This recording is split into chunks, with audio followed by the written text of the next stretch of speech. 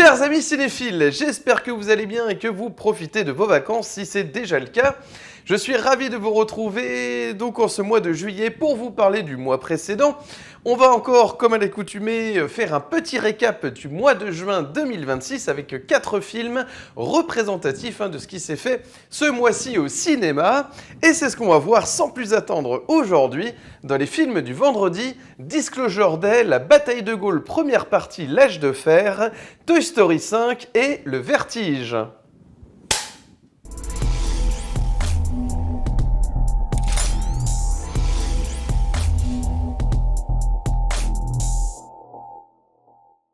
Salut à tous et bienvenue dans les films du vendredi. Aujourd'hui, retour sur le mois de juin 2026 à travers 4 films représentatifs de ce qui s'est passé un petit peu au cinéma ce mois-ci. Alors, il y aura de tout, de la science-fiction, du cinéma historique, la suite d'une franchise culte de l'animation par Pixar et enfin un film d'animation français à l'univers très singulier, c'est rien de le dire. Et je vous propose qu'on démarre sans plus attendre avec le premier film du jour. Et il s'agit de Disclosure Day, le jour de la révélation, de la divulgation. Réalisé par Steven Spielberg d'après sa propre idée et scénarisé par David Koepp, nous sommes 8 ans après Ready Player One qui était un film de science-fiction très ancré dans son époque puisque les protagonistes avaient des casques VR pour se propulser dans un monde entièrement fait de réalité virtuelle et donc ils essayaient de s'accomplir dans ce nouveau monde puisque le monde réel commençait à s'essouffler parce que voilà, il y avait toute la question écologique, on mettait la tech vraiment en avant plutôt que la planète qui commençait un peu à mourir. On voit bien les individus vivent dans des conditions un petit peu difficiles, quasiment dans des bidonvilles. Vraiment, on sent que l'accent était mis sur l'accomplissement dans un monde virtuel à travers des avatars, des jeux. La gamification de la vie était très bien représentée, donc c'était vraiment un film de son époque. Cette fois-ci, avec Disclosure Day, justement, Spielberg a plutôt envie de revenir à ses vieilles lunes, c'est-à-dire l'existence des extraterrestres. Alors ça nous renvoie en 77 avec Rencontre du troisième type, ou même en 82 avec E.T. Cette fois-ci, donc, l'idée, c'est de traiter l'histoire de Roswell. Vous savez, donc c'était donc un objet venu de l'espace, on ne sait pas si c'était un satellite ou quoi que ce soit, qui s'est écrasé à Roswell. Et donc on a fait, l'Amérique a fantasmé autour des extraterrestres qui seraient peut-être venus nous voir. Et donc, Spielberg nous propose de ressortir le dossier Roswell et de s'amuser en imaginant qu'on aurait caché la vérité, bien sûr, sur cette histoire. C'est la raison pour laquelle nous suivons le protagoniste Daniel, expert en cybersécurité de l'agence Wardex, et qui va dérober des images justement top secrètes avec ses clés USB. Il va s'infiltrer, récupérer les images et partir et très vite se faire courser par les hommes de Wardex, très mécontents que le jeune Daniel ait embarqué ces images qui prouveraient l'existence des extraterrestres. Donc, de prime abord, le film a l'air d'avoir une super idée de départ. C'est vrai que Spielberg, c'est d'après sa propre idée, et c'est une idée qui aurait pu donner quelque chose de très très beau, un très bon film de science-fiction. Qu'on soit d'ailleurs, qu'on croit aux extraterrestres ou pas, c'est pas la question. La question, c'est la manière dont c'est fait. Et finalement, il n'en est pas grand-chose car dans ces plus de 2 heures de film, il y a surtout des courses-poursuites, des discussions un peu vaines avec les protagonistes, c'est pas toujours bien amené, il n'y a pas un jeu d'acteurs tout à fait convaincant et des dialogues qui parfois sont assez naïfs, je dois le dire, et un traitement un petit peu juvénile de son sujet. Alors évidemment, Spielberg nous renvoie à l'enfance, mais disons le côté naïf, un peu naïf et pas assez justement d'émotion, le côté un petit peu, ce qui faisait que ces films étaient un peu oniriques, qui nous fascinaient dans Rencontre du troisième type. Les extraterrestres mettent beaucoup de temps à arriver, mais il y a un dialogue avec ces jeux de musique, de couleurs, il y avait tout un truc vraiment du cinéma, avec beaucoup de respiration, etc. Là, c'est un rythme effréné, il y a beaucoup de courses-poursuites, et donc Daniel et sa petite amie vont essayer d'échapper la plupart du temps pendant le film aux hommes de main, de Wardex. Donc c'est un petit peu redondant, il y a des séquences qui veulent raconter un petit peu la même chose. Et puis d'un seul coup, c'est assez random, on se pose, on regarde enfin les images qu'il y avait dans les clés USB, et le spectateur découvre en même temps que la petite amie de Daniel, l'existence justement des extraterrestres. On voit justement dans les vieilles images d'archives ce qui s'est réellement passé. Donc de prime abord, c'est plutôt sympa. Le problème, c'est que le film va commencer à rentrer dans quelque chose totalement voilà, d'assez mystique. C'est à partir du moment où il y a un autre personnage qui va débarquer dans ce film. C'est celui de la présentatrice météo, interprétée par Emily Blunt, qui, du jour au lendemain, lorsqu'elle va croiser eh bien, un petit oiseau rouge, un cardinal rouge au bord de sa fenêtre, eh bien, d'un seul coup, elle va se mettre à avoir des pouvoirs mystiques. Et c'est là que le film rentre dans quelque chose qui est un petit peu, voilà, un petit peu tiré par les cheveux, un petit peu trop, voilà, c'est pas forcément malvenu, mais c'est que c'est pas ce qui est le plus intéressant à traiter comme angle quand on a un sujet sur Roswell, à mon sens. On retombe dans une facilité de film de SF qui se stream et non pas qui se voit en salle et pas de la trempe de Spielberg. C'est-à-dire qu'à partir du moment où cette présentatrice météo eh bien, a ses pouvoirs, eh bien, donc on va se poser la question pourquoi elle se sent connectée en fait à Daniel, qu'elle ne connaît ni d'Ève ni d'Adam. Donc les deux personnages vont essayer de se rencontrer parce qu'ils ont une origine commune. Le spectateur à ce stade du film ne sait toujours rien. Et à la fin, on apprend enfin pourquoi ils sont connectés. Et finalement, ça fait un peu l'effet d'un flop, en fait, parce que, bon, très bien, on apprend, alors je vous le révèle, on apprend que les protagonistes, en fait, ont été capturés dans leur enfance par des extraterrestres qui avaient pris l'apparence d'animaux, donc c'est pour faire le côté un petit peu, vous voyez, conte à la Disney, on voit ces animaux les emmener dans le vaisseau spatial, et pour leur donner des facultés, eh bien, des pouvoirs, un peu des pouvoirs magiques, voilà. Et donc, des années plus tard, le principe, c'est que dès qu'un cardinal rouge, eh bien, arrive chez vous, et bien d'un seul coup, ces pouvoirs qui sont enfouis en vous, que vous avez déjà, eh bien se déclenchent en fait. Voilà, c'est ça le mécanisme du film, c'est ça l'idée. Je trouve pas que ce soit extraordinairement... c'est ça qui me sort du film en fait, c'est tous ces effets de mise en scène qui sont un peu artificiels, qui me sortent en fait de ce qui fait finalement la force de cette idée, c'est de parler de Roswell en fait, de parler eh bien, de tout ce que l'Amérique a fantasmé autour de Roswell et je sais pas, de nous révéler de manière crédible, alors crédible peut-être pas, mais réaliste, hein, vous savez que j'oppose toujours les deux au cinéma, de manière plus réaliste, plus convaincante en fait, cette révélation, parce que en réalité, ce film est surtout un film d'action. En fait, il esquive la plupart du temps son sujet qu'il ne traite qu'à moitié. Parce que, à partir du moment où les protagonistes te font comprendre, toi, spectateur, que ce qui va être intéressant, c'est de se dire que qu'est-ce qu'on fait de ces images, en fait? Qu'est-ce qu'on fait de ces images qui prouvent l'existence des extraterrestres? Parce que diffuser ou non ces images va avoir un impact sur la population. Tout le monde peut péter les plombs, peut-être que ça va créer une guerre civile, les gens vont se dire on n'est plus en sécurité, etc. Donc il y aurait pu y avoir ce côté un peu militaro, j'ai envie de dire, politico, un peu, vous voyez, avec un tout petit peu plus de psychologique aussi, dans la responsabilité des personnages à divulguer justement ces informations. On ne sent pas le danger, on ne sent pas réellement le danger. D'ailleurs, il y a quelque chose aussi qui fait qu'on ne sent jamais les protagonistes véritablement en danger, c'est que donc le méchant incarné par Colin Firth, hein, qui est le patron de l'agence Wardex, qui détient les images, donc vous avez compris, de Roswell, eh bien, c'est un peu l'archétype du méchant qu'on a vu dans plein de productions un peu, j'ai envie de dire, bas de gamme, quoi. C'est pas un jeu hyper convaincant, on a Colin Firth qui est un peu en roue libre à faire le méchant, et ça fonctionne pas très bien, malheureusement. Il y a d'autres personnages aussi qui auraient mérité un peu plus de place, je sais pas, comme le personnage d'Hugo, par exemple, qui est censé être un peu le dissident de Wardex, qui se pose des questions justement parce que lui, il a le recul sur l'information, donc il a envie de dénoncer plutôt ce que fait Wardex, mais en même temps, il est partagé entre le fait toujours, à chaque fois, le cœur balance, à chaque fois dans l'esprit des personnages, entre divulguer ou pas les images, et c'est pour ça que ça dure plus de 2 heures, et qu'on a ces courses-poursuites, qu'il y a beaucoup de séquences qui veulent dire la même chose, en fait. Hein. Ce film se répète un petit peu dans la manière dont il veut nous faire comprendre que les personnages, à chaque fois, échappent aux hommes de Wardex. C'est un peu répétitif.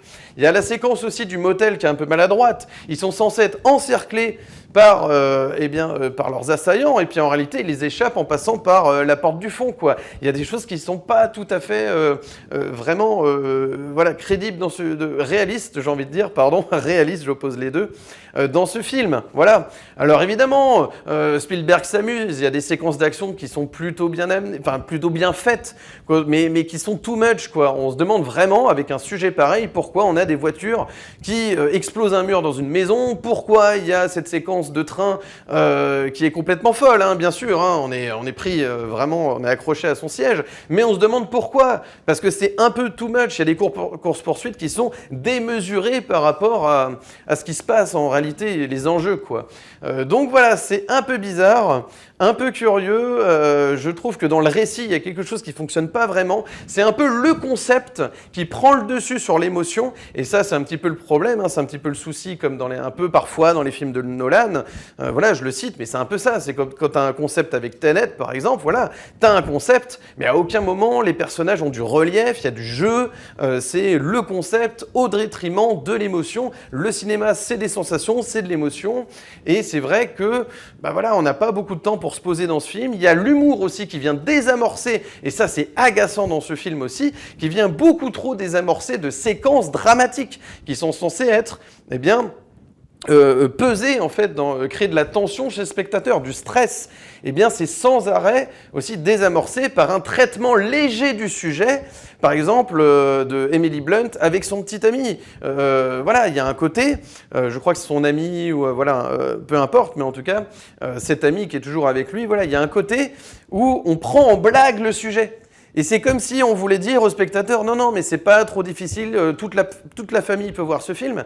Mais je pense qu'à vouloir trop épargner le spectateur moyen, lambda, eh bien, il passe à côté de son sujet, en fait. C'est dommage, il ne le traite pas. Il évoque beaucoup son sujet, c'est comme régulièrement ce que je souligne sur cette chaîne, quand je parle de cinéma, c'est quand, en fait, on a un sujet qu'on évoque plus qu'on ne le traite. Et ça, c'est dommage, voilà.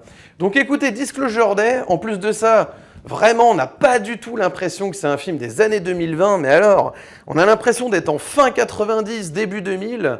Il y a un côté old school, alors qu'aurait pu être, vous savez, qu'aurait pu être savoureux avec, je sais pas, par exemple, je prends l'exemple de la série Stranger Things. Voilà, on peut faire un côté SF qui nous rappelle les années 80, etc. Ça peut être sympathique, mais si c'est uniquement esthétique, en fait. Et là, le problème, c'est que c'est même la manière est désuète, en fait, d'écrire ces dialogues, de les restituer, de diriger ces acteurs. Il y a un côté complètement kitsch qui ne fonctionne plus avec notre époque, en fait. Voilà.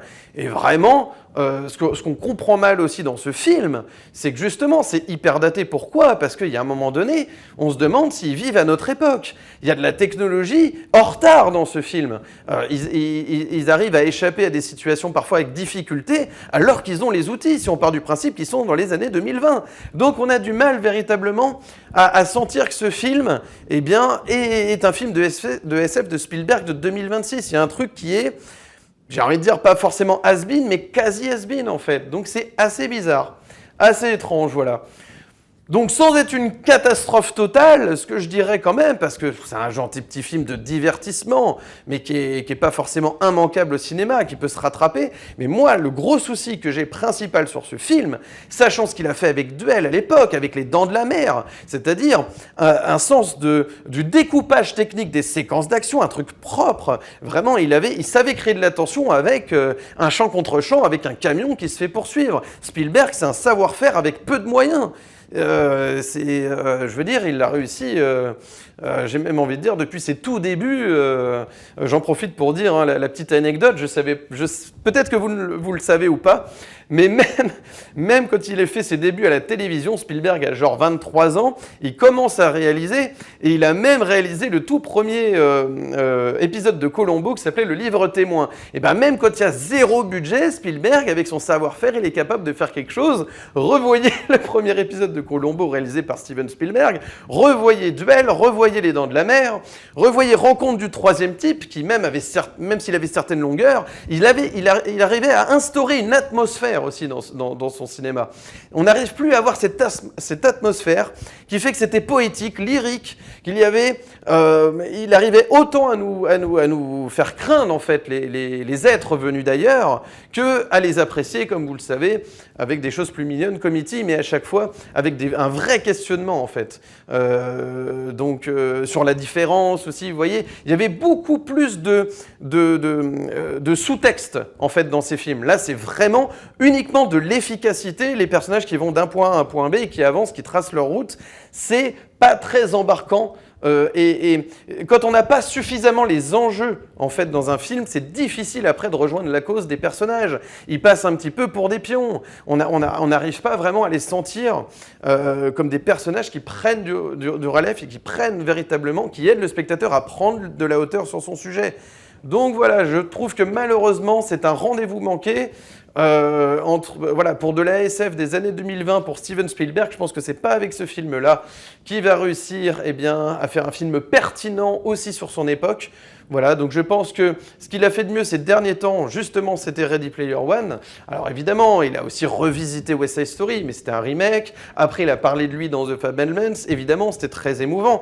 Mais voilà, pour un vrai film de genre, j'ai envie de dire, je pense que Ready Player One, voilà, sera toujours plus d'actualité. D'ailleurs, c'est drôle, hein. Si Ready Player One était sorti cette année et que Disclosure Day était sorti en 2018, je crois que ça aurait eu plus de sens, limite. Parce que vraiment, je vois pas là. Donc écoutez, voilà, c'est une déception. J'en attendais pas grand-chose, à vrai dire. C'est vrai que quand j'ai vu la bande-annonce, j'ai vraiment cru, je voyais pas le film de Spielberg. Je sais qu'est-ce que c'est que ce truc. On dirait vraiment un film qui se stream à la Fast and Furious ou je ne sais quoi. Je suis un peu dur, hein, bien sûr, mais qui aurait sous couvert, hein, ça c'est pour la forme, mais qui aurait un sujet un peu intéressant pour rehausser le niveau des flux, en fait, du flux des films de science-fiction qui sortent dans l'année, voilà. Malheureusement, il n'en est pas grand-chose, donc écoutez, vous pouvez passer votre chemin, ou sinon me partager votre avis sur Disclosure Day de Steven Spielberg. Je passe maintenant au second film du jour, et il s'agit de La Bataille de Gaulle, première partie, L'Âge de Fer, qui était l'unique partie du diptyque, présentée au Festival de Cannes, et aussi la seule partie pour moi, puisqu'elle m'a pas donné envie de voir la seconde. Je vais y revenir dans un instant. C'est un petit peu comme Les Trois Mousquetaires, où j'avais vu que le premier film, et pas la seconde partie, Milady, ça m'avait suffi. En général, ça me suffit le premier volet, pour sentir véritablement quel est le point de vue du cinéaste, quelle est sa patte, un petit peu, quelle est l'angle qu'il a choisi pour traiter son histoire, et aussi de voir un petit peu sa mise en scène, singulière ou pas. J'y reviendrai. Donc on sent qu'on a un pâté cinématique univers, clairement, chapeauté par Jérôme Seydoux, qui s'est lancé d'abord avec Les Trois Mousquetaires, qui avait été un carton, Le Comte de Monte Cristo aussi, avec Pierre Niney, qui était absolument fabuleux. Moi j'ai beaucoup aimé. J'ai moins aimé Les Trois Mousquetaires, vous le savez, voilà. Mais Le Comte de Monte Cristo est absolument flamboyant. N'ayons pas peur des mots. Donc ça fait plaisir d'avoir du grand cinéma comme ça, français, qui soit à la fois qui ramène les foules, mais aussi qui a une exigence de cinéma véritablement, avec un angle, vraiment, il y avait un angle presque super-héroïque qu'on avait donné à Pierre Niney. Il y avait des séquences vraiment presque un traitement à la Batman, je sais pas, côté Bruce Wayne du personnage. Vraiment, il y avait quelque chose d'assez moderne en fait, vraiment, vraiment. Donc là, eh bien, cette fois-ci, nous avons la gageure pour Anthony Baudry, qui est donc ce diplomate français qui a été aussi l'auteur de la BD Quai d'Orsay, qui avait été adaptée au cinéma par Bertrand Tavernier, et Antonin Baudry aussi, qui s'était lancé au cinéma à la réalisation avec son premier film en 2019, qui était Le Chant du Loup, vous savez, où François Civil incarnait un jeune qui travaillait à la Marine nationale, qui était spécialiste de la guerre acoustique. Donc il analysait les sons comme ça dans le sous-marin pour essayer de capter des informations de l'ennemi, etc. Donc c'était un film qui, moi, j'avais quelques réserves, voilà, mais je comprends pourquoi il a pu séduire un public, public un peu grand public. Je comprends aussi pourquoi ça a pu séduire, et tant mieux, mais c'est vrai que j'avais quand même quelques réserves sur le film. Voilà, je trouve qu'il y a quand même des choses qui sont pas toujours très cohérentes sur le son, des trucs qui sont un petit peu too much. Mais voilà, après, c'est un bon premier film, il n'y a aucun souci, et c'était déjà bien pour démarrer avec ce Chant du Loup qui vraiment a au moins, voilà, on sait ce que c'est, quoi. C'est un film qui a quand même marqué un petit peu les esprits, donc pourquoi pas comme premier film, c'était très bien. Pour un second film, il se retrouve avec un budget faramineux de 80 millions d'euros, ce qui est quand même plus fort encore que Le Comte de Monte-Cristo, plus fort que les 2 volets réunis des Trois Mousquetaires. Donc vous voyez un petit peu Antonin Baudry se retrouve avec un blockbuster à réaliser comme ça, et c'est vrai que c'était peut-être pas, pour moi, vous allez le voir très très vite, c'était peut-être pas forcément le meilleur choix pour ce film. Voilà, apparemment la production a démarré, je sais plus depuis quelle année, je sais le film aurait dû sortir en 2025, je crois que le tournage avait dû commencer en 2023, il y a eu des reshoots, une équipe qui a changé, des embrouilles, etc. parce que justement, les techniciens avaient du mal à s'accorder avec Antonin Baudry, dont on se demandait un petit peu s'il avait les compétences nécessaires pour mettre en scène son film, ce blockbuster. Donc voilà, et ça va se ressentir sur le film, justement. Donc nous avons l'histoire de Gaulle, nous sommes pendant la guerre, c'est le premier chapitre, donc nous sommes dans les années 40-42, et donc la France est encore sous Pétain, avec le régime de Vichy, qui... va faire qu'en parallèle, De Gaulle va lancer un message, l'appel du 18 juin 40, rappelez-vous, depuis le Royaume-Uni, pour justement lancer un appel pour lutter justement contre l'Allemagne nazie et inviter les Français plutôt à se battre justement, et c'est ce qui va faire naître cette organisation politique de la France libre, avec tous ces résistants qui vont se donner corps et âme pour la défense de la France contre l'Allemagne nazie. Donc De Gaulle va rendre visite à Churchill, Winston Churchill, qui est fabuleusement interprété, je trouve, pour le coup, par Simon Russell Bill. Voilà, donc vraiment très très belle interprétation de cet acteur justement britannique pour Churchill. Alors, c'est pas non plus Gary Oldman dans Les Heures sombres, mais il fait très bien l'affaire et surtout la relation avec De Gaulle marche très très bien. De Gaulle est incarné par Simon Abkarian et je dois dire qu'il a tout à fait compris la droiture de son personnage, la droiture qu'imposait son personnage pour être plus précis, et aussi le côté un petit peu maladroit parfois, l'humour qui peut en découler de certaines répliques, parce que voilà, De Gaulle parfois avait des sorties un petit peu drôles, voilà, donc il a très très bien saisi un petit peu le personnage, le héros patriotique qu'il incarnait, mais aussi les faiblesses qu'il avait aussi à incarner, à restituer sur l'image. Donc il a très très bien compris comment incarner ce personnage, c'est vraiment pas évident. Il y avait Lambert Wilson en 2020 qui avait essayé, rappelez-vous, dans le film de Gabriel Le Beaumain, donc qui était un biopic pour le coup, on avait Isabelle Carré qui jouait sa femme, etc. Mais on se demandait véritablement ce que voulait raconter Le Beaumain avec son film. Là, vous allez voir, c'est un petit peu la même chose. C'est-à-dire qu'on a les ingrédients, on a De Gaulle qui est très bien incarné, on a Churchill qui est en plus tiraillé entre Roosevelt et De Gaulle. Donc ça, c'est quelque chose qui va plutôt bien fonctionner pendant tout le film, les 2h20 ou 30 du film. Mais voilà, après, on a aussi une plutôt fidèle représentation de ce qu'était la France libre, avec tous ces jeunes résistants, les étudiants aussi qui vont se mettre à résister, aucun problème là-dessus, globalement ça va, même si on les voit pas suffisamment encore, je trouve, à l'écran, pour que le final soit totalement, au niveau de l'émotion, vous voyez, c'est un peu dommage, on n'a pas eu assez le temps en tant que spectateur d'apprivoiser les personnages, voilà, il y en a qui sont très, très esquissés, voilà, on a le général Leclerc, qui est un peu esquissé. On a donc Benoît Magimel dans le film. On a aussi donc Jean Moulin. Voilà, on le voit, mais on le retient pas non plus de fou. Donc voilà, il y a des petites choses comme ça qui font qu'il y a des personnages qui sont là parce qu'ils doivent être là dans cette histoire, tout simplement, mais qu'on n'arrive pas à faire ressortir en fait. Ils n'ont pas assez de temps de présence, ils n'ont pas assez de répliques, voilà. Donc heureusement que Mathieu Kassovitz est plutôt très convaincant dans les non-dits, qu'il est très très bon parce qu'il n'a pas beaucoup de temps aussi d'écran, parce qu'il incarne justement un personnage important du coup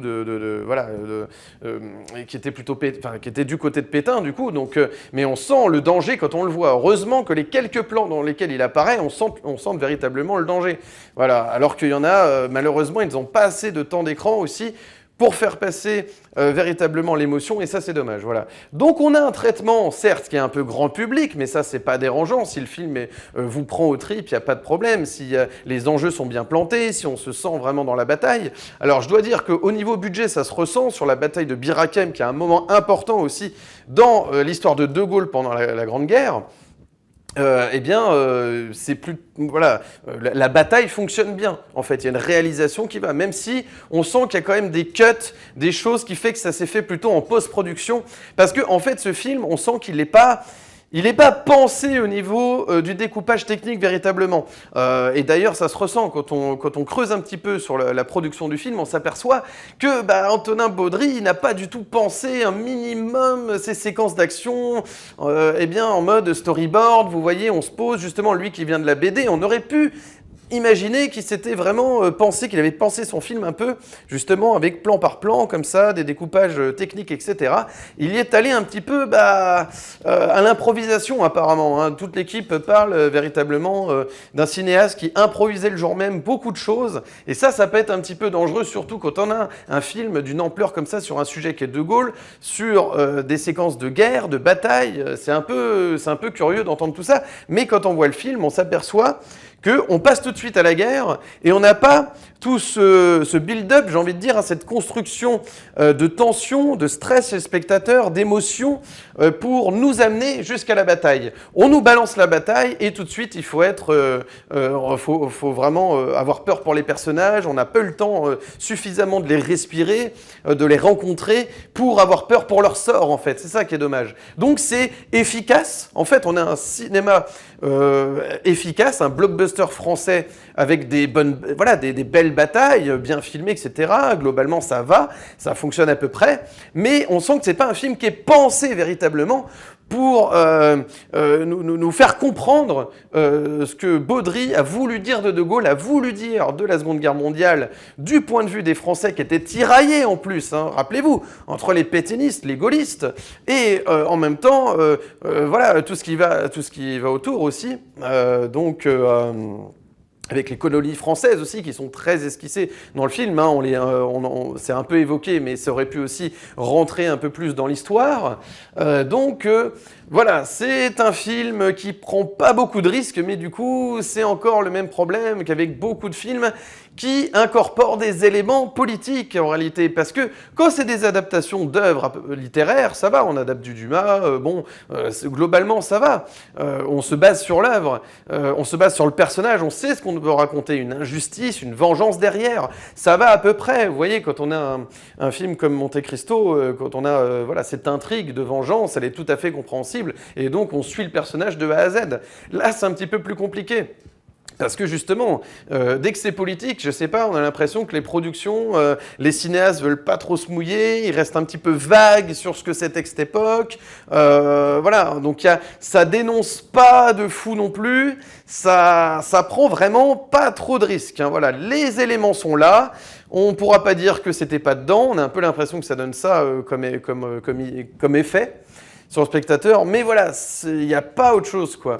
Donc c'est un peu dommage que je vous dise ce qui fonctionne le mieux et ce qui nous fait tenir un petit peu, c'est de voir De Gaulle, déjà quand il recrute des nouvelles personnes, c'est assez drôle, parce que on sent quelqu'un, il y a eu quand même, évidemment, c'est toujours le même problème, c'est que c'est un personnage nuancé. Voilà, évidemment, c'est un personnage qui divise, on lui a reproché aussi d'avoir un côté un peu dictateur, etc. Mais voilà, on sent de la nuance quand même globalement. Encore une fois, bravo justement à Simon Abkarian, parce que c'est très très délicat d'incarner De Gaulle. Ça veut dire, enfin, ça représente beaucoup de choses. Donc, il a été fin dans sa manière de, j'ai envie de dire, contenter aussi tous les spectateurs et que ce soit pas voilà, un De Gaulle trop fantasmé non plus, trop, vous voyez, trop héroïque. On veut le voir un petit peu dans ses chutes aussi. On veut pas le voir toujours réussir, etc. Et simplement glorifier le personnage comme si c'était une statue, une icône, etc. Voilà, il n'y a pas cet effet-là. Mais du coup, il n'y a pas beaucoup d'effets non plus. Donc, c'est là où Baudry, hein, je reviens sur Baudry, où on ne sait pas trop ce qu'il a voulu faire avec ce sujet. Voilà, toujours est-il qu'on sait que Seydoux veut continuer à faire du blockbuster pâté, voilà, du blockbuster à la française avec des grands sujets français, des œuvres littéraires cultes, etc. Pourquoi pas continuer sur cette lancée-là? Mais c'est vrai que dès que c'est politique, on sent que c'est un peu touchy. Voilà. Bon. Écoutez, je m'arrêterai là. Voilà, c'est pas le gros banger français de l'année. Je pense qu'il y en aura d'autres, hein, bien sûr. L'année n'est pas terminée, mais allez, pourquoi pas. Vous pouvez toujours tenter d'aller le voir. C'est pas scandaleux. Et puis pour l'été, voilà, de voir un film comme ça, d'une ampleur comme ça en France, pourquoi pas. C'est toujours intéressant. D'ailleurs, c'est quand même toujours plus réussi. Déjà que la version de 2020, hein, bien sûr, de Gabriel Le Beaumain, qui était là pour le coup inintéressante au possible. Donc déjà, elle est supérieure, ce qui est déjà énorme. Et puis aussi, j'allais dire que Les Trois Mousquetaires, moi personnellement, où waouh, j'avais vraiment eu du mal. Mais voilà, donc je trouve que dans ce pâté cinématique univers, ce qui reste de plus intéressant, ça reste le Comte de Monte Cristo. On verra ce qui se passera par la suite. Si Seydoux veut continuer sur cette lancée-là, on verra ce que ça donne. En tout cas, voilà, sans être totalement scandaleux, c'est pas... voilà, c'est un film correct sur De Gaulle. Mais vous voyez, c'est représentatif. Déjà, il y a quelque chose que je comprends pas. Quand j'ai vu les affiches, je me suis dit, mais qu'est-ce que c'est que ce truc-là? On a une affiche unie, voilà, et une autre affiche unie, donc ça fait... Voilà, et donc deux couleurs comme ça, des noms d'acteurs, et on sent que déjà là, on ne sait pas ce qu'on veut raconter. Ça déjà, c'est curieux. La seule affiche qui représente un peu quelque chose, c'est donc ce médaillon qui est planté comme ça de la France libre, hein, c'est le logo de la France libre, qui est planté comme ça sur une carte. Enfin voilà, vous vous rappelez certainement de cette affiche. C'est la seule qui a un petit peu un lien et qui est un petit peu symbolique, hein, bien sûr, mais c'est la seule. Et déjà, c'est vrai qu'avec l'affiche, eh ben, on retient pas grand-chose. Et ben, c'est un peu l'effet que fait ce film en fait, malheureusement. Donc écoutez, voilà, je vais m'arrêter là pour la bataille de Gaulle. C'est un film moyen, voilà, voilà, sans être scandaleux. Allez-y pour la performance de Simon Abkarian et ce sera déjà bien. Voilà, c'était déjà pas facile de relever le défi d'incarner De Gaulle. Donc bravo à Simon Abkarian, je terminerai là-dessus. Je passe maintenant au troisième film du jour et il s'agit de Toy Story 5, réalisé par Andrew Stanton et co-réalisé aussi avec McKenna Harris, voilà, de chez Pixar. Alors, 7 ans, je crois, c'est ça, oui, 7 ans. Le dernier était sorti en 2019. Toy Story 4, vraiment, qui était inutile au possible dans la franchise, qui se terminait magnifiquement avec le troisième volet en 2010, bien sûr. Hein, on est beaucoup à penser ça, je pense. Donc, vraiment, j'attendais rien du tout. Vous savez, même sur ma vidéo sur le quatrième, j'avais dit que, vraiment, s'il y avait un cinquième, j'irais pas. Évidemment, j'y suis allé. Pourquoi? Notamment parce qu'il y avait ce sujet justement de la tech versus les jouets qui m'intéressait. Voilà, c'est vraiment ce qui m'a déjà donné envie de pousser la porte de la salle obscure pour donner une chance à ce Toy Story 5, c'est de me dire, est-ce que quand même on pourrait pas retrouver, à défaut d'avoir un grand Toy Story, est-ce qu'on pourrait pas avoir un scénario qui nous rappelle les grandes heures en fait de Pixar par le passé? C'est surtout ça. Je me suis dit, est-ce que c'est pas l'occasion avec la tech, justement, de faire un sujet sur les écrans, l'addiction, etc. Il y a un truc à faire. Eh bien, écoutez, oui. Ce film, je le dis d'emblée, eh bien, est une belle surprise. Voilà, je suis ravi de ce Toy Story 5. Alors vraiment, je ne m'attendais absolument pas à aimer un cinquième volet d'une franchise qui était vraiment déjà terminée depuis le troisième, faut arrêter, vraiment. Et en fait, on s'aperçoit que le 5, eh bien, pour moi, c'est le véritable 4. Parce que à part la cuichette, hein, la fourchette, eh bien, honnêtement, ce film aurait très bien pu être le quatrième. On a déjà Bonnie qu'on a rencontré. Et donc voilà, c'était vraiment, c'est curieux ce quatrième volet, je ne le comprends toujours pas. Toujours est-il que voilà, nous avons ce Toy Story 5 avec l'histoire, eh bien, des jouets qui vont être, eh bien, menacés un petit peu puisque désormais les enfants jouent avec des iPads. Alors c'est pas des iPads parce qu'on n'est pas chez Apple, là c'est Lilypad. Donc évidemment, c'est les premières tablettes pour enfants, etc. Donc elle a cette apparence de grenouille qui est assez rigolote, voilà. Et donc, on sent bien qu'il y a le sujet, eh bien, de la technologie, hein, des jeux, etc., des jouets qui sont désormais des écrans dans lesquels on peut jouer à des jeux, on peut socialiser, on peut tout faire, comme dit Woody, hein, bien sûr, dans le film. Hein. Voilà, avec des jouets, on peut jouer, mais avec la tech, on peut tout faire. Et c'est ça que le film va poser comme question. Donc voilà, nous avons une Bonnie qui a du mal à se faire des amis, hein, c'est un petit peu ça l'histoire, hein, je vous résume très rapidement. Et donc les parents, eh bien, bien, vont se demander si elle ne devrait pas quand même avoir, comme ses camarades, une Lilypad du coup, pour pouvoir discuter, socialiser, parce qu'elle a du mal, vraiment, elle est timide, à se faire des amis, etc. Et puis finalement, au bout d'un moment, on s'aperçoit que le personnage de Bonnie, eh bien, elle n'est pas vraiment faite pour ça, parce que voilà, elle joue à des jeux débiles comme ça pour parler à ses camarades. Ses camarades ont tendance à la stigmatiser justement au début parce qu'elle n'a pas cette fameuse tablette. Donc déjà, elle est rejetée parce qu'elle n'a pas le dernier jouet trend à la mode, hein, voilà. Donc c'est intéressant, ça pose de vraies questions. Voilà, c'est-à-dire qu'aujourd'hui, en gros, si t'as pas eh bien un écran, un iPad, un iPhone ou voilà, en tout cas un smartphone, une tablette, en gros, ou quoi que ce soit, eh bien, on te fait un peu comprendre que t'es un peu une merde, hein, faut dire les choses. Donc voilà, il y a cette dictature un peu de la tech qui fait qu'on rejette beaucoup de personnes sans s'en apercevoir. Et il faut quand même rester humain. Est-ce que le film va poser ces questions-là ? Parce qu'en plus de ça, le film aborde le thème du harcèlement aussi via les réseaux sociaux. Mais moi j'hallucine, je me dis c'est très adulte en fait.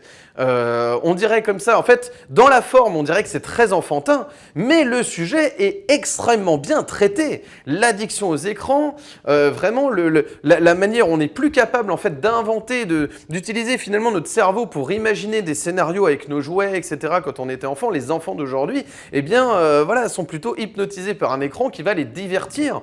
Et on est tous concernés. D'ailleurs, ça concerne aussi les adultes. Mais là, ce qui est intéressant, c'est d'à la fois d'avoir eh bien, le questionnement des parents qui se demandent véritablement ce qu'ils doivent faire pour leur enfant, en fait. Qu'est-ce qui est bien pour leur enfant? Et malheureusement, souvent, la solution, eh bien, c'est quand même de tenter le coup avec les tablettes.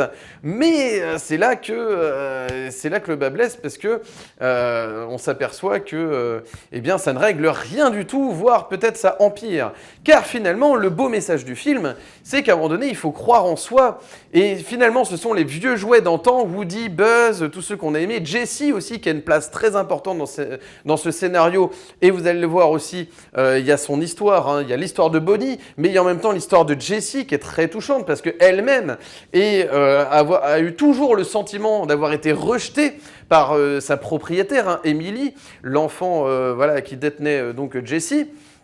Et donc, elle va retourner sur les lieux. Ça, c'est absolument magnifique. Elle va revoir le pneu comme ça sous la balançoire. Donc, c'est un pneu qui sert de balançoire sous un magnifique arbre comme ça dans le jardin où elle avait l'habitude d'aller donc avec Émilie, etc. Et donc, elle va retourner ici parce qu'il y a une nouvelle famille avec un nouvel enfant qui y vit désormais. Et les jouets vont tenter eh bien, de faire rencontrer Bonnie avec cette fameuse Blaze, qui, elle aussi, est plutôt old school. Voilà, ce qui l'intéresse, c'est plutôt de jouer avec des vrais jouets physiques, comme un peu à l'ancienne, justement, et c'est comme ça qu'elle s'éclate. Eh bien, Bonnie, c'est la même chose. Mais du coup, voilà, elle va se demander, elle va même se poser la question, est-ce qu'elle va pouvoir quand même se faire cet ami-là? Est-ce qu'elle a le droit? Est-ce qu'elle n'est pas un peu nulle de fréquenter cette fille-là? Enfin, ça pose vraiment des questions. C'est-à-dire que on sent que la tech, parfois, est plus forte que notre instinct à nous. Elle dicte ses règles. Donc voilà, les jouets old school, justement, vont l'aider eh bien, à créer cette connexion avec Blaze qui fait qu'elle va finalement trouver enfin une amie avec qui jouer. Et ça, c'est très très beau. C'est un très beau message du film. Donc, il y a des petites choses. J'ai entendu dire voilà, qu'il y avait des choses pas très utiles comme l'histoire des Buzz un peu high-tech comme ça en parallèle.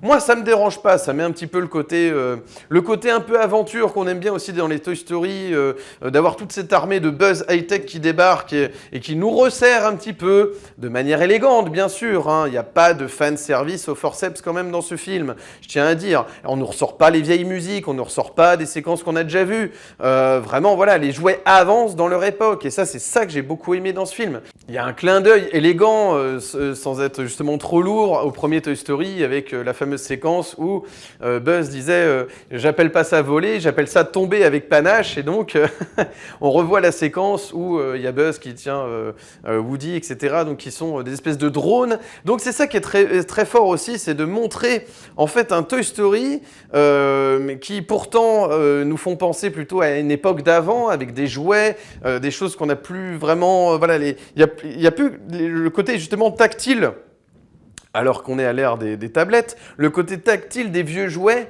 en fait, on se dit, c'est plus forcément cohérent avec le monde, justement, des années 2020. Eh bien si, ils arrivent à faire un scénario où les jouets se posent la question de leur utilité, en fait, dans ce monde. C'est introspectif, il y a une grande part de psychologique dans ce film. Donc c'est absolument, eh bien, oui, il y a un peu de risque parce que c'est pas forcément non plus l'éclate totale ce film pour les gosses, pour les parents, pour les familles. C'est pas la grosse éclate quand même. C'est un vrai sujet de société. Il y a un peu d'aventure, il y a 2-3 blagues, oui, il y a des personnages un peu rigolos qui vont faire rire les enfants. Mais comme le fameux rouleau de papier toilette électronique, voilà, par exemple. Mais c'est pas non plus, voilà, comme le deuxième, qui est quand même une grosse aventure, etc., avec un méchant bien distinct, etc., donc qui était Papy Pépite, mais qui était nuancé à la fin, voilà. Donc, c'est absolument un peu nouveau quand même, hein, d'aborder des vrais sujets de société, un vrai questionnement derrière. Donc voilà, moi ça me dérange pas justement, je trouve que si on peut élever un peu les enfants, alors évidemment il faut juger les films pour ce qu'ils sont, hein. Vous savez qu'en parallèle il y a les mignons, bon, bon malgré des références un peu, vous savez, par parcimonie comme ça à des grands moments de l'histoire d'Hollywood, du cinéma, etc., il y a un côté beaucoup plus gag, ce que j'appelle un peu l'effet lapin crétin qu'il n'y a pas justement dans ces films comme Toy Story qui veulent quand même un peu élever le niveau sur des sujets un petit peu intéressants tout en divertissant les enfants. C'est pas incompatible en fait de les instruire tout en se divertissant. Donc voilà, et surtout c'est même plus que les instruire. Les instruire, ce serait apprendre des choses sur la vie, mais c'est pas vraiment ça. Mais de les aider à prendre du recul, en fait, sur eh bien, sur le rapport à l'image, à l'écran, aux tablettes, aux smartphones, aux réseaux sociaux. Ça sensibilise aux vraies questions que soulève en fait ce sujet. Donc voilà, c'est en ça que Toy Story 5 tape dans le mille. J'ai presque envie de dire que c'est un film qui est d'intérêt public. Vous voyez un petit peu, je n'ai pas peur de dire vraiment que ce film est d'intérêt public. Donc c'est assez fou de dire ça pour un 5e volet d'une franchise dont on avait l'impression qu'elle commençait à s'essouffler, qui proposait déjà en parallèle des courts-métrages plutôt. On aurait attendu peut-être des films qui sortaient directement sur Disney+, ou des trucs comme ça. Eh bien non, ce film a toute sa place dans les salles de cinéma, à la fois pour l'histoire de Bonnie, et donc sa difficulté à rencontrer une amie authentique, parce que ça part aussi de l'authenticité eh bien, des rapports entre les êtres humains qui peuvent être un petit peu parfois eh bien, empêchés, puisque sous le prisme de l'écran tactile et voilà, de ces écrans de lumière bleue qui nous hypnotisent constamment à scroller, etc., eh bien, nous empêchent parfois d'avoir aussi des véritables relations authentiques. Ça pose ces questions-là. Alors, ça favorise parfois, vous allez le voir, c'est plus nuancé. Le film ne dit pas la tech, c'est de la merde. Ils disent pas ça. Évidemment, c'est nuancé, mais c'est un moyen, un outil qui peut être utile pour créer de la connexion. Mais vous allez voir, c'est nuancé et c'est traité avec intelligence et c'est ça que j'aime beaucoup. Et en parallèle, Jessie, qui finalement s'aperçoit que son Emily ne l'a jamais véritablement oubliée. Voilà, c'est simplement qu'elle a grandi, mais elle va s'apercevoir que, eh bien, que sa fille, si je ne m'abuse, si je ne dis pas de bêtises, voilà, elle l'a prénommée Jessie en hommage à son jouet, vous voyez. Donc voilà, elle va apprendre aussi des choses sur ça, sur sa propriétaire. Et finalement, elle va s'apercevoir que c'est plus compliqué que ça. C'est simplement qu'à un moment donné, ben oui, on n'est plus des enfants. Et donc, à un moment donné, c'est pas pour autant qu'on oublie les jouets avec qui on a partagé des moments formidables, qui nous ont créé eh bien, des moments véritablement inoubliables et ancrés pour toujours dans nos esprits, en fait, même d'adultes. Voilà, ça fait partie de la construction d'un individu. Les jouets nous ont laissé des souvenirs merveilleux et c'est ça que raconte aussi ce film.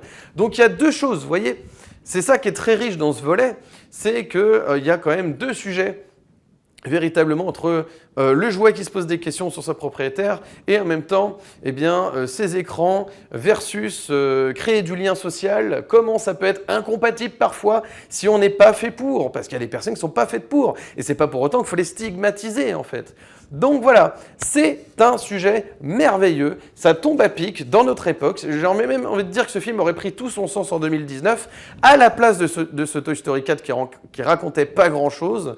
Donc véritablement, visiblement, c'est un oui pour moi. Voilà. Alors j'ai vu qu'il mettait du coup, comme il y avait un succès, et là pour le coup c'est mérité je trouve, tant mieux que le film ait encore du succès, parce que vraiment j'avais un doute. Moi je me suis dit, il sortait un 5 et tout, est-ce que ça va pas s'essouffler? Toy Story est une franchise qui quand même prend de l'âge, même si c'était précurseur chez Pixar, c'était le tout premier film Pixar en 95, donc c'est une franchise solide bien entendu, mais elle aurait pu s'essouffler.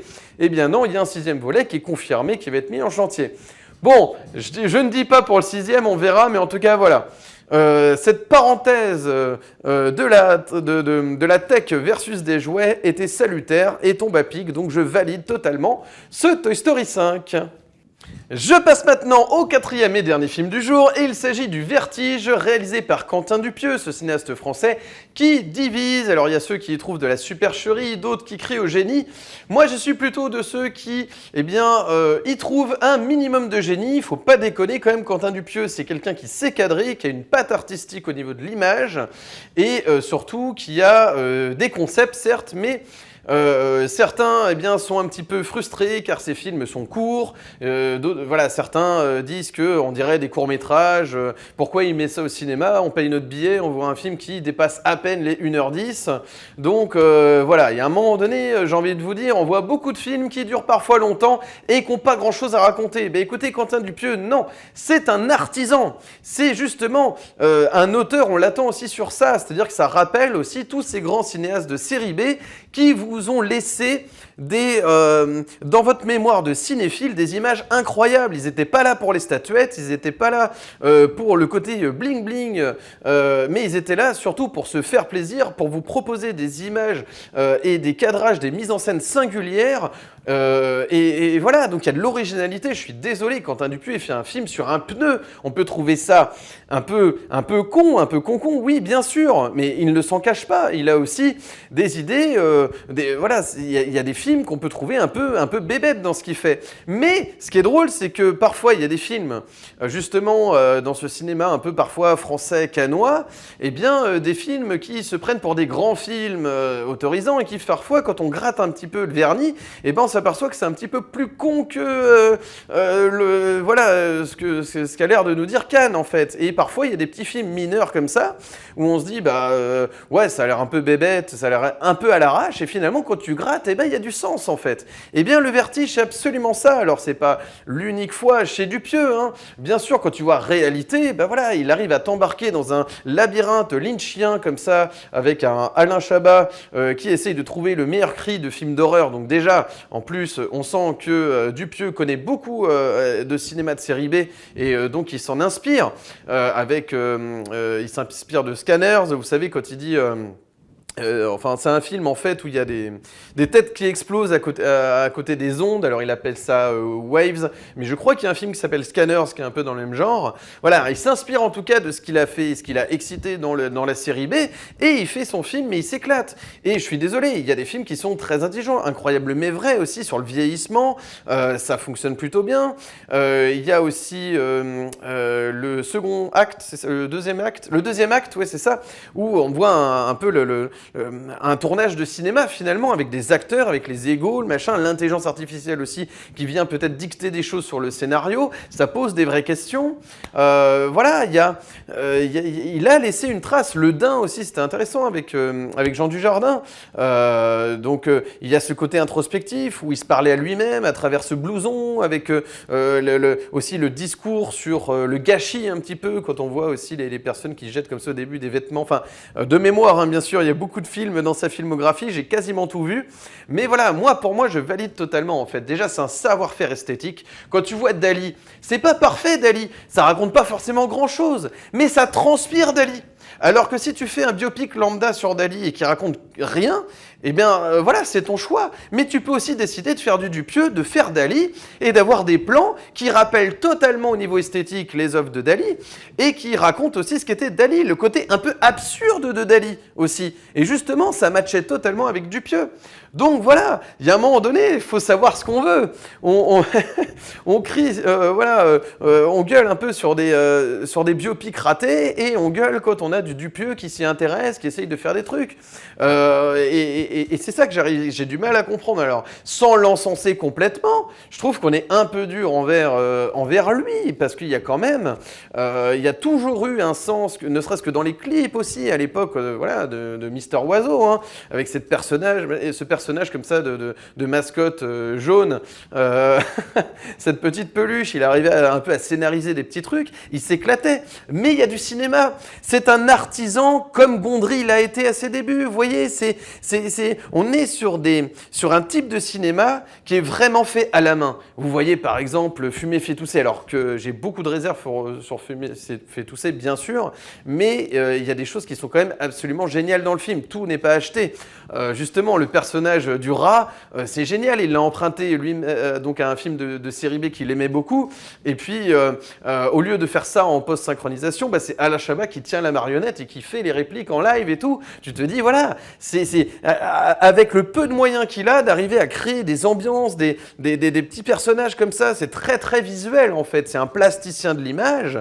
Et donc, voilà, j'ai pas peur de le dire. Cette fois-ci, alors que tout le monde dit, ah, c'est dégueulasse, c'est quoi ces images de PlayStation 1 ? On se croirait dans GTA Vice City ou dans les Sims. Eh bien, il y a un moment donné, j'ai envie de vous dire, tant mieux, puisque c'est le propos du film, en fait. Il y a un moment donné, j'ai envie de vous dire, c'est l'esthétique qui est au service du propos. En fait, ces personnages, donc nous avons l'histoire de Jackie et Bruno, Jackie interprété par Alain Chabat, et Bruno interprété par Jonathan Cohen. Donc Jackie rend visite à Bruno et lui révèle qu'il a le sentiment qu'ils vivent dans un monde qui n'est pas réel, en fait. Voilà, donc ça rappelle évidemment immédiatement Matrix, hein, cette simulation, hein, puisque Chabat dit, voilà, nous sommes dans une simulation, j'ai l'impression, et Jonathan Cohen dit, ah ouais, un peu comme dans Matrix, voilà, lui qui tout de suite théorise au niveau produit, au niveau...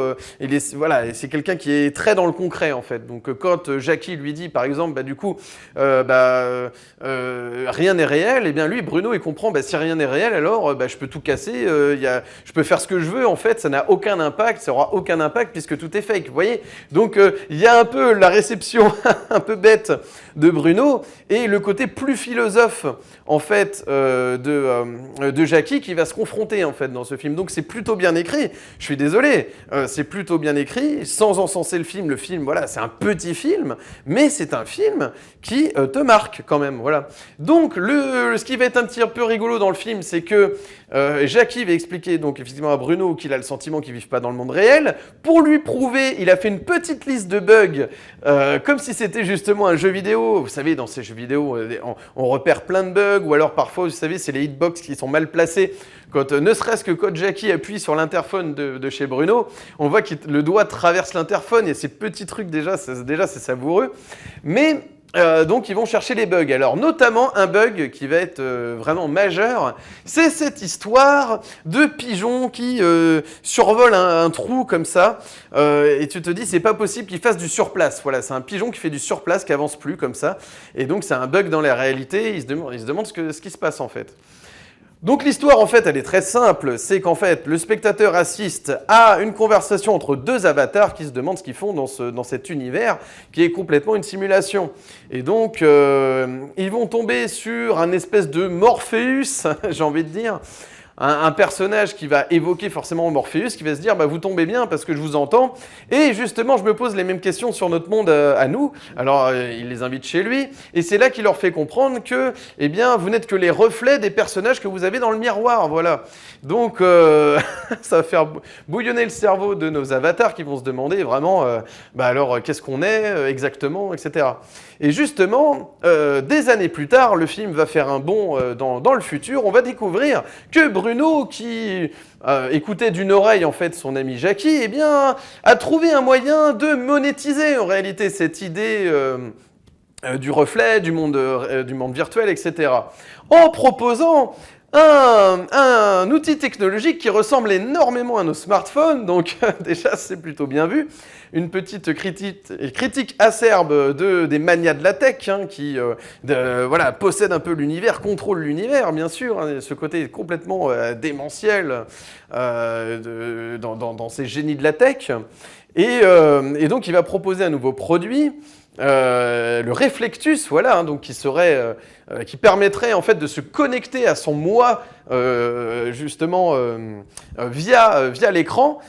Et on voit bien qu'en fait, comme dit la fille de Bruno dans le film, eh bien, en fait, lorsque le téléphone tombe, donc c'est comme un téléphone, hein, le réflectus, j'appelle ça le téléphone, mais il tombe par terre, il se brise en 1000 morceaux, et la fille dit, eh ben, tu vois, ton truc, c'est nul, c'est fabriqué en Chine, ça sert à rien. Donc voilà, en fait, sous ce truc un peu bébête, eh bien, ça pose des vraies questions sur ce qu'on utilise au quotidien. C'est vrai qu'on utilise des produits qui sont faits dans des conditions, il y a du lithium, c'est fabriqué en Chine, c'est censé nous connecter à notre moi, justement, mais en fait, c'est des avatars, on n'est que le reflet de nous-mêmes dans cette... est-ce qu'il y a plus de réalité dans le monde virtuel de nos smartphones, ou est-ce qu'il y a plus de réalité, justement, eh bien, en dehors de tout ça? Si je jette mon téléphone, vous voyez, hop, alors vous, évidemment, vous me voyez sur un écran, mais il y a peut-être plus justement d'authenticité et de vérité en dehors de tous ces écrans, de tous ces reflets, de tous ces avatars. Donc il y a toute cette question-là en fait. À tel point qu'à la fin, je peux vous spoiler le film, je ne sais pas si vous le verrez, j'en sais rien. Mais il n'y a pas de grand spoil avec Dupieux, mais voilà, à un moment donné, donc à la fin, donc le réflectus tombe en 1000 morceaux, et il est explosé, et dans les débris de verre, vous voyez, c'est aussi, je suis désolé, mais c'est des idées de mise en scène et de cinéastes. Dans les débris, eh bien, il y a les reflets des avatars qui eux-mêmes se foutent de la gueule des avatars qui sont de l'autre côté de l'écran, en leur disant qu'ils se prennent bien la tête pour rien, ça sert à rien et tout ça. Donc voilà, il s'amuse Dupieux. Et voilà, sans être un grand film extraordinaire, il reste fidèle à lui-même, celui d'un artiste qui donne de la matière pour les générations futures de cinéastes qui arriveront et qui auront de la matière pour créer un peu un culte comme ça de ces films qui sont faits un peu de bric et de broc, j'ai envie de dire. Et c'est ça qui nous laisse des souvenirs de cinéphiles, en fait, de cinéphilie, de pouvoir discuter des images qui sont présentées devant vous. On vous mâche pas le travail pour savoir qu'est-ce qu'il faut en comprendre, mais vous avez toute la matière pour avoir cette réflexion, justement, autour du sujet qui traite, voilà. Donc, voilà, ça traite aussi du fait qu'on prend pour argent comptant ce que le réflectus, hein, nos écrans nous montrent aussi. On a l'impression aussi de s'accomplir, d'être sur les réseaux, etc., d'avoir une véritable identité, d'être connecté à nous-mêmes, et pas forcément. Donc voilà. Alors je ne sais pas si Dupieux a pensé à tout ça. Moi, j'y vois ça dans son cinéma, dans ce film-là. C'est vrai que réalité était plus sur le concept, mais qui fonctionnait très très bien, de se demander si on ne devenait pas fou à la fin, parce que voilà, c'est un peu sur le cas, ça nous ramène un peu à réalité. Voilà, réalité est supérieure, je dirais bien sûr dans sa thématique, bien supérieure même, parce qu'il y a tout ce côté terreau-lynchien en fait qui ressort, qui transparaît dans le film. En fait, c'est un Lynch absurde, c'est un Lost Highway absurde en fait, réalité. Mais ici, voilà, c'est un plus petit film, un peu gentillet, mais voilà, je trouve que, moi, je vais vous avouer un truc, déjà, j'ai toujours eu le fantasme de me dire qu'un jour, on aurait des adaptations en jeux vidéo de films français qui n'ont aucun rapport avec un genre de jeu vidéo. Il n'y a pas de FPS, il n'y a pas de course de voiture ou quoi que ce soit, mais simplement d'avoir, moi ça m'éclaterait, vous voyez, je sais pas, d'avoir Karine Viard en mode 3D, jeu vidéo, qui soit jouable, vous voyez, avec des personnages. Ça aurait été énorme d'avoir Jean-Pierre Bacry aussi sur une manette de jeu et de faire voilà, de partir sur un jeu avec lui. C'est la frontière en fait entre le cinéma et le jeu vidéo que je trouve absolument génial. Et moi, ce que je trouve ouf, c'est justement que Dupieux soit amusé à créer ces acteurs français, ce casting français en mode personnage non jouable, bien sûr, mais comme si on était dans un jeu vidéo. Et ça, déjà, rien que ça, c'est drôle. Et de deux, tu t'aperçois qu'il y a un vrai message derrière. Voilà. Donc voilà, moi ça m'a fait rire. Le personnage joué par Anaïs de Moustier est très drôle aussi parce que on sent que pareil, les avatars qui se posent la question de la parentalité et que la naissance finalement c'est comme dans un jeu Sim, c'est quand on devient maman, c'est quand on a évacué comme ça un bébé qui nous tombe dessus. Il sort comme ça, il n'y a pas de cordon ombilical, il y a rien du tout, il sort, elle le lave en mettant la pomme de la douche comme ça directement sur lui et l'autre qui dit ah bah t'es une super maman, un truc complètement.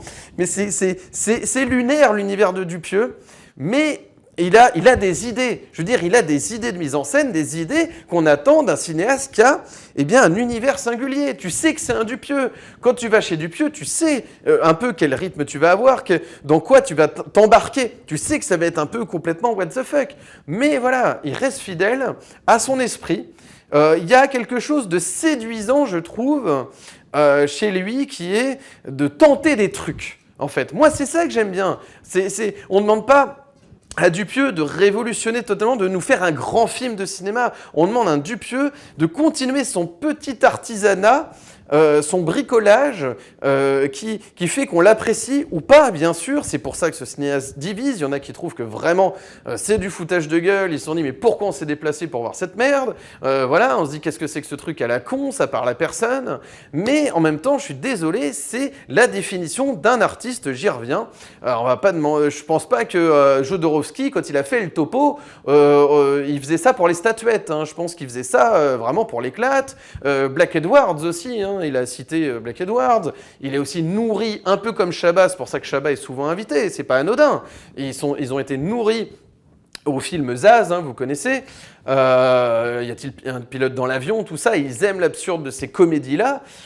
Donc voilà, ils ont été nourris à un cinéma aussi un peu de divertissement, de comédie, de série B horrifique, fantastique, des trucs un peu couillons. Qui ont nourri leur cinéphilie et ce qui fait qu'aujourd'hui, Dupieux est ce qu'il est aujourd'hui. Mais voilà, il peut pas, j'ai envie de dire, avec la cinéphilie qu'il a eue, eh bien, il pouvait pas accoucher d'autre chose, hein, il va pas faire du Emmanuel Mouret. Et donc j'ai hâte de découvrir la suite. Si vous avez aimé cette vidéo, n'hésitez pas à mettre un petit like, de vous abonner, d'activer la cloche pour ne manquer aucune de mes nouvelles vidéos et de me suivre sur Instagram, Steph_LFDV. N'hésitez pas à m'ajouter sur Instagram afin d'être tenu informé des prochaines vidéos sur la chaîne ou tout simplement pour accéder à mon contenu. Chers amis cinéphiles, donc bien on arrive un petit peu en fin de saison entre guillemets. Bien sûr, on se retrouve à la rentrée. Peut-être qu'il y aura une vidéo bonus cet été, possible. En attendant, je vous souhaite de très belles vacances, un bel été 2026. Si vous avez l'occasion, de faire un petit break, profitez-en. Et on se retrouve prochainement pour la suite de l'aventure, les films du vendredi, avec toujours plus de vidéos consacrées aux films qui font l'actualité du cinéma, avec toujours pour, comme slogan, hein, prenez les films pour ceux qu'ils sont, bien entendu. Donc justement, il ne me reste plus qu'à vous souhaiter un excellent vendredi, un excellent week-end et un très bel été 2026. Et comme toujours, n'oubliez pas, prenez les films pour ceux qu'ils sont. Allez, ciao!